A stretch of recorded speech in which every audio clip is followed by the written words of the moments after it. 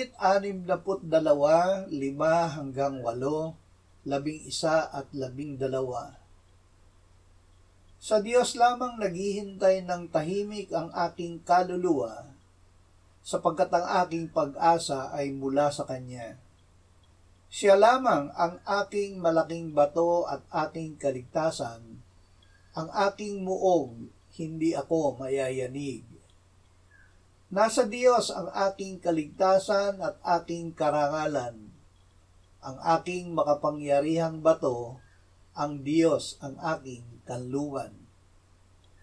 Magtiwala kayo sa Kanya sa lahat ng panahon, o bayan. Ibuhos ninyo ang inyong puso sa Kanyang harapan. Para sa atin, ang Diyos ay kanlungan. Ang Diyos ay nagsalitang minsan, 2 ulit kong narinig ito, na ang kapangyarihan ay sa Diyos, at sa iyo, o Panginoon, ang tapat na pag-ibig, sapagkat ginagantihan mo ang tao ayon sa kanyang gawa. Ang kapangyarihan ay sa Diyos. Nasa Diyos ang kapangyarihang hindi masusukat.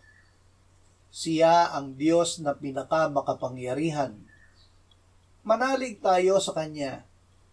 Masigasig natin siyang hanapin.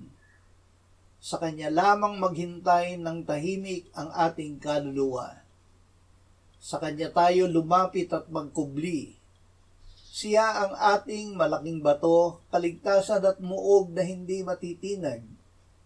Dahil sa Kanyang tapat na pag-ibig, tayo ay Kanyang ikukubli, ililigtas at iingatan gamit ang Kanyang kapangyarihan.